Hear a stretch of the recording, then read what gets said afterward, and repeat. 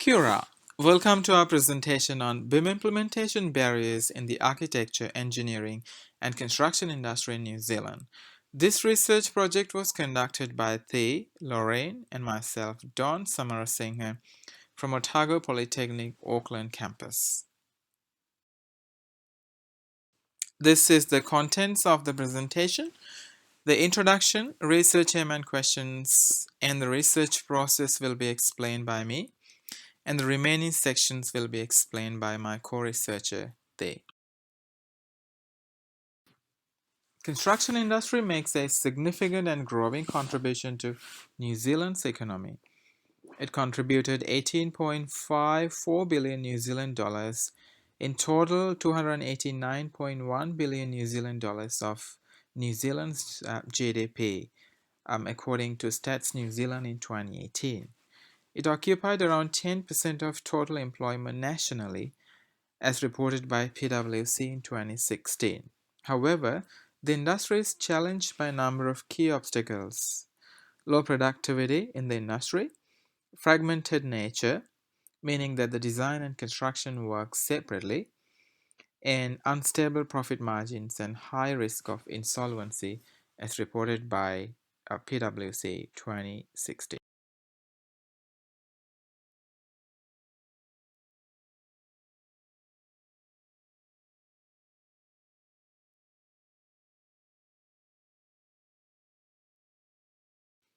To address these productivity issues, in 2011, the productivity partnership was established by the industry.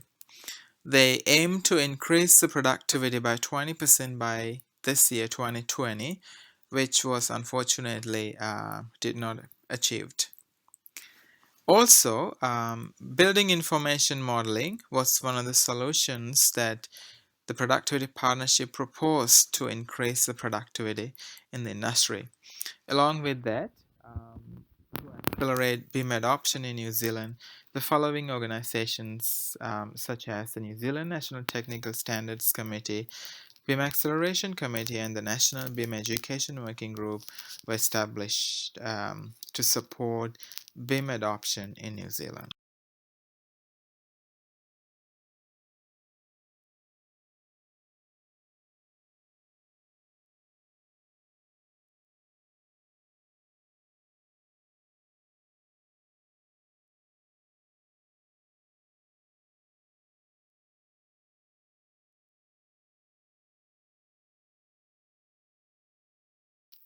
As a result of the great initiatives taken by the Productivity Partnership Committee and the other BIM supportive organizations, NBS reported in 2014 that New Zealand, as one of the world BIM leaders, along with the United Kingdom, Canada, and Finland.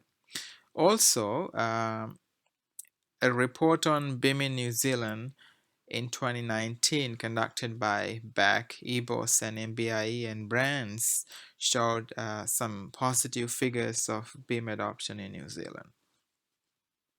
It seems like from 2011 to 2014, BIM adoption initiatives have been significantly evolved. However, NBS reported recent years did not mention New Zealand's BIM uptake.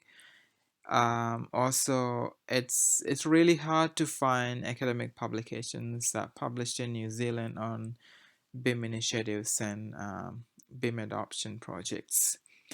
Also, the labor productivity in the construction industry was not significantly increased since 2014, despite the initiatives taken by the Productivity Partnership and the other BIM supportive organizations. Therefore, to understand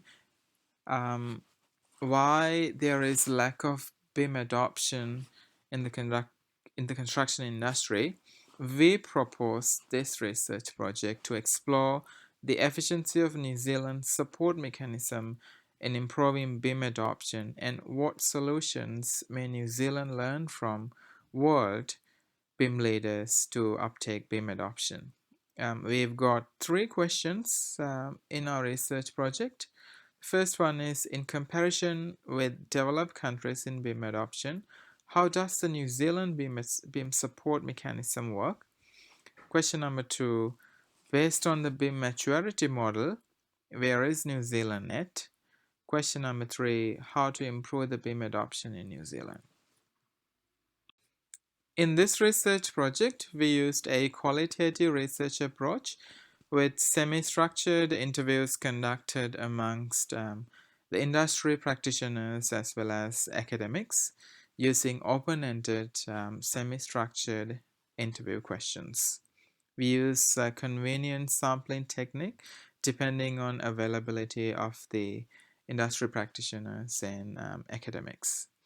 And then using thematic analysis, we did our data analysis.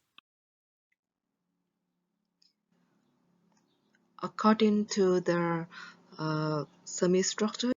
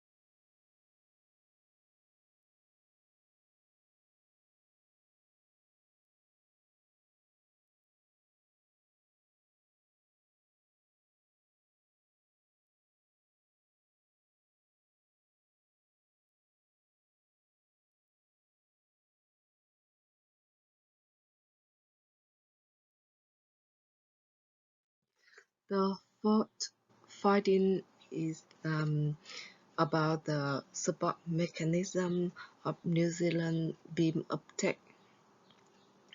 The finding revealed that the support mechanism for BIM uptake in New Zealand is not efficient as expected in terms of communicating information among the AEC community.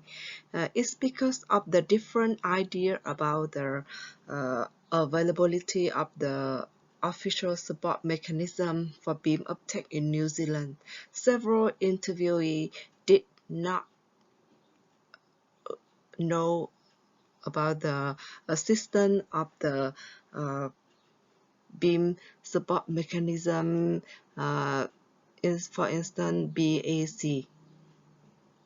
And the fifth one is the role of the New Zealand government in BIM adoption. All the interviewee acknowledged the vital role of government in BIM uptake in New Zealand, and they also expect more productive action and program to advance the adoption progress.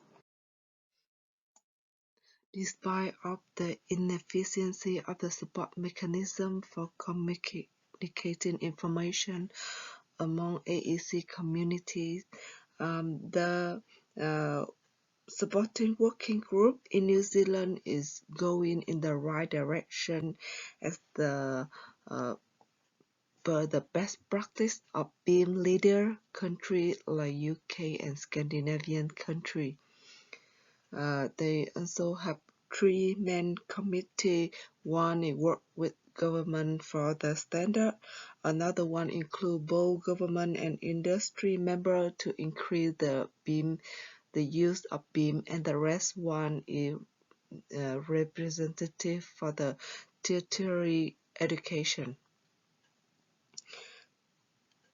However, it's due to the complexity of the construction project, the instruction documentary may be insufficient for the implementation.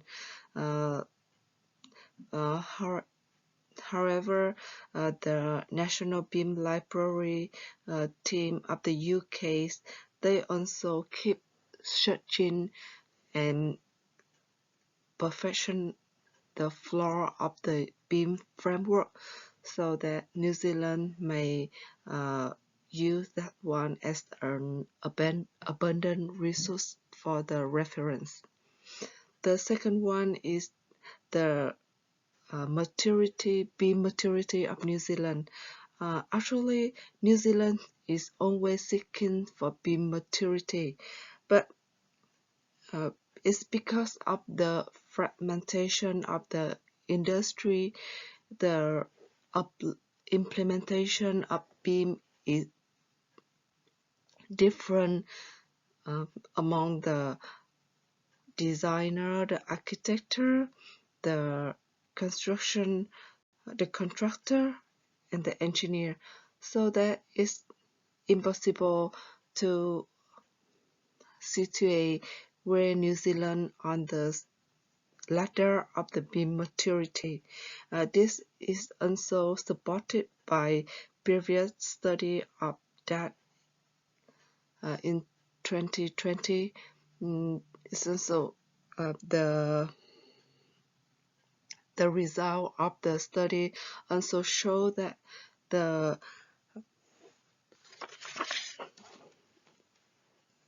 compared to the UK's work, what has been done in New Zealand is still limited. Therefore, it's difficult to apply the UK BIM maturity model to New Zealand.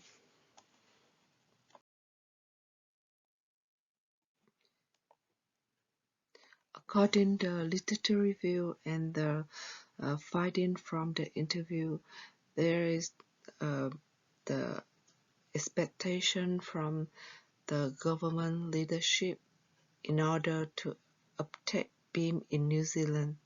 However, despite the significant contribution of supporting working group from both government and the industry, the government's role is not a key driver in New Zealand. The study of McGraw-Hill 2014 also stated that the government mandate are the more critical factor for successful uptake of New Zealand. However, in New Zealand, and is similar to Australia, BIM implementation program receive the number of supporting from the government. However, there is no regulation about the BIM using across the industry, and due to the fragmented nature of the AEC industry, it's not only New Zealand but also across the world. The BIM is hardly to uptake without the regulation of government, so that it can be used in the one standard of platform.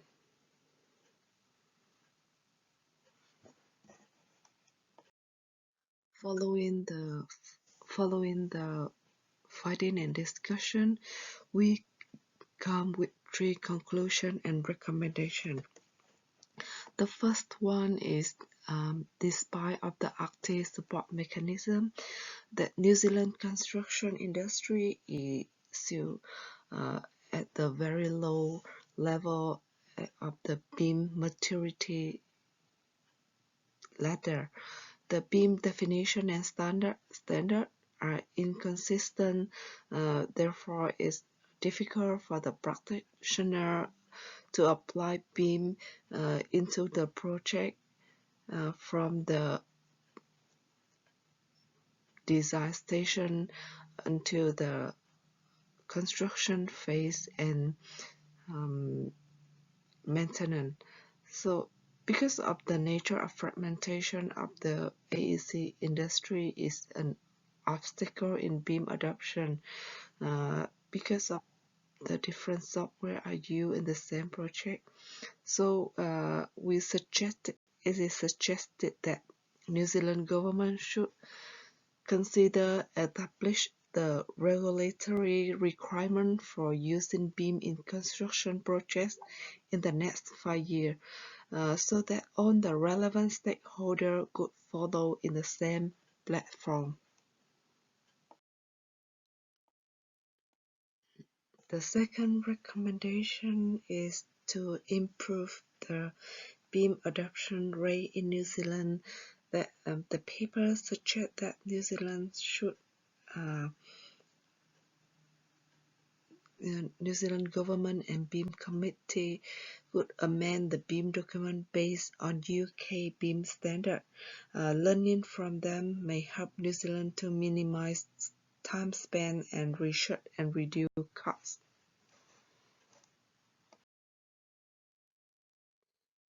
The last conclusion and recommendation is goes to BAC. According to the New Zealand AEC industry is dominated by small and medium enterprise, but according the literature review, the SMEs did not receive enough attention from the policy maker and supporting committee. Therefore, the result of BAC program and the validity of the BIM survey report of BAC might not reflect the circumstance of BIM adoption in New Zealand. So the paper suggested that BAC could take SME as its priority customer and participant in its action plans beside of big company. It also suggested that New Zealand government would consider funding for SME to invest in initial BIM implementation costs as per their low profit margin would not allow them to access the BIM investment at the initial stage of the project.